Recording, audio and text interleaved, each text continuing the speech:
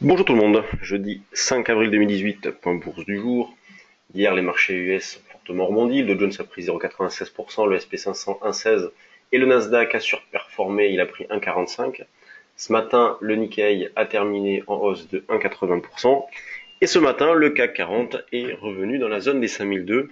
Donc, comme évoqué précédemment, on constate toujours la même chose, à savoir un marché qui évolue dans le vide, sans intérêt directionnel fort, avec des écarts parfois importants dans la mesure où il n'y a pas de densité. Donc les gestions ne font pas grand-chose, de la spéculation qui se prend un petit peu les pieds dans le tapis, avec un contre-pied donc parti de la baisse d'hier, puisque hier le CAC est allé chercher la zone des 5080-85, et d'ailleurs nous on insistait notamment sur le forum, disons voilà, si le marché tient au-dessus de 5080-85, il garde des probabilités de rebond importante. Si on commence à passer en dessous, c'est pas bon signe. On peut facilement revenir chercher les derniers plus bas. Eh bien, cette zone de 5080-85 a parfaitement fonctionné, ce qui nous a permis de racheter quelques petits soldes vendeurs dans l'idée de les reprendre un petit peu plus haut. Et ce qu'il est intéressant de constater aussi, c'est que durant cette phase de reprise, il n'y a pas eu de signal technique de vente, notamment un DMI moyenne mobile. Donc aucune raison de vendre fortement. On a pu vendre un petit peu par anticipation, mais aucune raison de renforcer une vente. Donc on continue à travailler de la même façon, même malgré la reprise, on continue à vendre sur des rebonds. On a vendu ce matin un petit peu dans la zone des 5215, dans l'idée d'aller chercher pourquoi pas un 5201.5, voire 5193,5. Ce sont les objectifs proches logiques pour faire des écarts rapides dans la mesure où le marché est en phase de reprise, donc on va pas trop insister non plus. Sur le DAX, on avait proposé de vendre vers les 12 165, donc niveau qui a été atteint, mais on est allé chercher un petit peu en dessous, au-dessus. Donc voilà, on peut aller chercher cette zone des 12 105, 110, voire pourquoi pas un retour sur les niveaux de clôture d'hier soir 22 heures, la zone des 12 080. Ce sont des objectifs assez proches. L'eurodoll, eh bien, continue de faire du surplace lui aussi.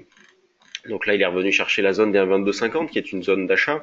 Donc nous, sur le trade du jour, même sur le forum, on avait proposé d'acheter ces derniers temps dans cette zone de 1,2250-55. Donc le niveau a parfaitement fonctionné. On a pu le jouer à plusieurs reprises, notamment mardi et encore hier, puisque hier au plus bas, on a fait 1,2257. Et derrière, on a eu une forte reprise. Donc on prend les mêmes et on recommence. Donc 1,22 à 50-55 à l'achat pour aller chercher la zone des 1,22 75-80 pour commencer. Et pourquoi pas 1,22 95 à 23. Quand on regarde du côté des actions, bien évidemment, que des hausses. Donc le CAC ce matin est en hausse de 1,52%. On a Safran la plus forte hausse qui prend 2,80, Clépierre la moins forte hausse qui prend 0,40%. Toujours beaucoup de régularité, le contexte de fond ne change pas, donc ça c'est un vrai point fort nous dans notre analyse.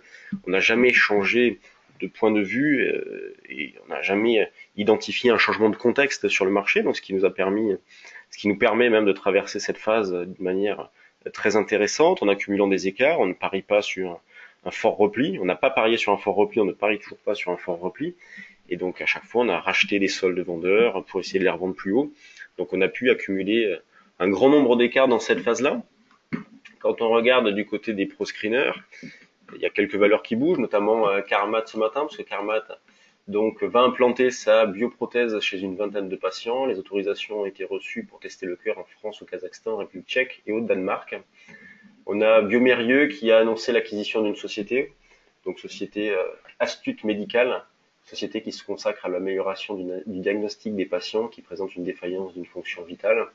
Donc des petites news comme ça sur certaines valeurs. Airbus qui a signé ses plus gros contrats de maintenance intégrale en Amérique latine, au Brésil et au Mexique, 125 millions de dollars.